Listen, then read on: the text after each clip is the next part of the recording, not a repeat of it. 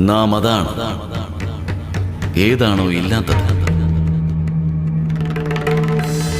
ഏതാണോ ഇല്ലാത്തത് അത് തന്നെയാണ് നാം.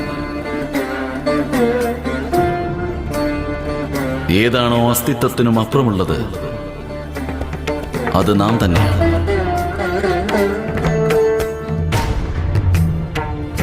ഏതാണോ ദൃഷ്ടിയിൽ കാണുന്നത് അത് സൃഷ്ടിയാണ്.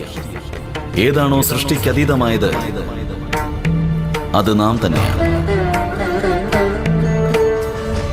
ശ്രവിക്കുവാനാകുന്നതെന്തോ അത് ശബ്ദമാണ്.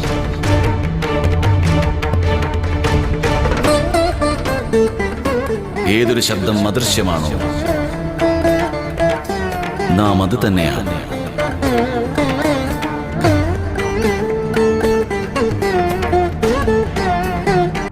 കൈലാസനാഥനായ മഹാദേവനെ നമുക്ക് നിർവചിക്കുവാൻ സാധിക്കുന്നതല്ല ജലന്ധര.